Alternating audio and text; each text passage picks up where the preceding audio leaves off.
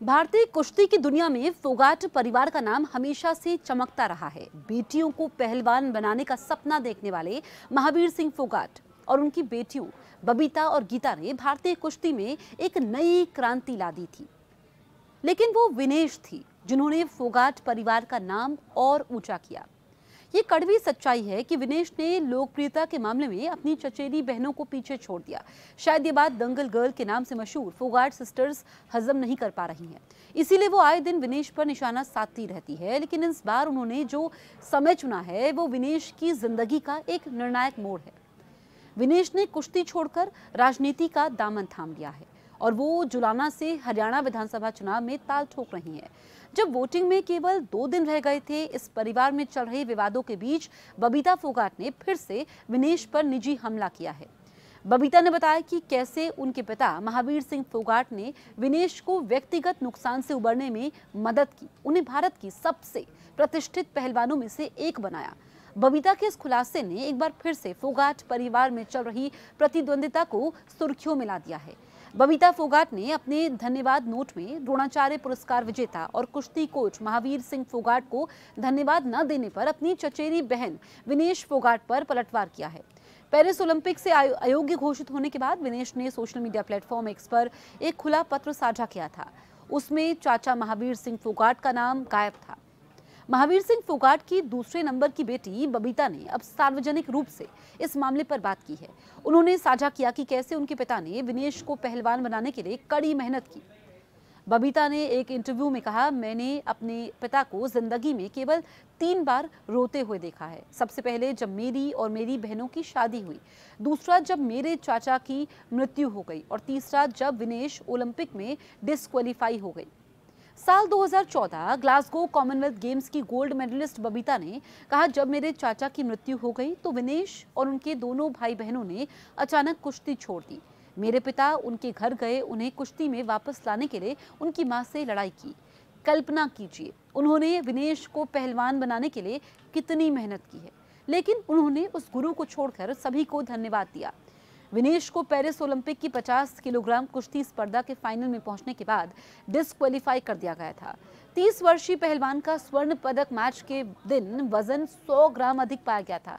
बाद में उन्होंने संयुक्त रजत पदक के लिए court of arbitration for sports में अपील की, लेकिन अपील खारिज कर दी गई, जिसके बाद विनेश ने कुश्ती से संन्यास ले लिया।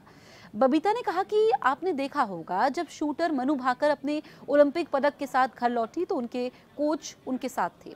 इसी तरीके से पहलवान अमन सहरावत अपने पदक के साथ वापस आए, उनके साथ उनके कोच थे। लेकिन जब विनेश लौटी तो दीपेंद्र हुड्डा उनके साथ थे। लोगों के लिए बेहतर यही होगा कि वो उन्हें द्रोणाचार्य पुरस्कार दे दे। मेरा मानना है कि अगर मेरे पिता हवाई अड्डे पर उनके साथ खड़े होते तो इस बात को लेकर इतना विवाद नहीं होता। यौन दुर्व्यवहार के आरोपी भारतीय कुश्ती महासंघ के पूर्व अध्यक्ष बृजभूषण सिंह के खिलाफ विरोध प्रदर्शन में विनेश भी प्रमुख शख्सियतों में से एक थी।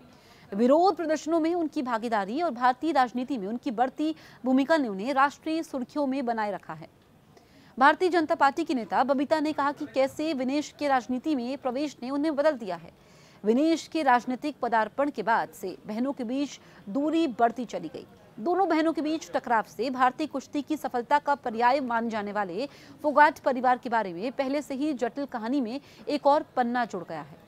बृजभूषण सिंह के खिलाफ विरोध प्रदर्शन में विनेश के साथ बजरंग पूनिया भी थे। बजरंग गीता और बबीता के बाद फोगाट परिवार में तीसरे नंबर की बेटी संगीता के पति हैं। टोक्यो ओलंपिक में ब्रॉन्ज मेडल जीतने वाले बजरंग पूनिया जंतर मंतर पर विरोध प्रदर्शन में विनेश के साथ थे। वो तब भी विनेश के साथ थे जब उन्हें पेरिस ओलंपिक में डिस्क्वालीफाई कर दिया गया था। बजरंग हर समय उनके साथ खड़े रहे। विनेश ने जब भारत वापसी के बाद आईजीआई एयरपोर्ट से बलाली तक एक रोड शो किया तो गाड़ी में बजरंग उनके साथ थे। विनेश को डिस्क्वालीफाई घोषित किए जाने के बाद संगीता ने भी एक भावुक मैसेज पोस्ट किया था।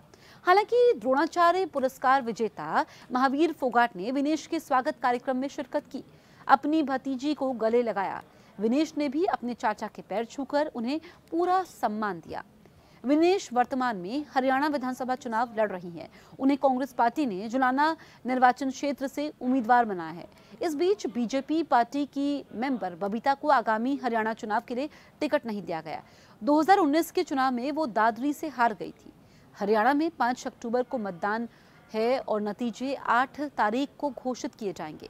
बबीता ने विनेश पर हमला करने के लिए यही समय क्यों चुना, ये समझना मुश्किल नहीं है। आपके कोई सुझाव हैं हमें कमेंट करें और अगर अभी तक आपने हमारे YouTube चैनल को सब्सक्राइब नहीं किया है तुरंत बेल आइकन दबाएं।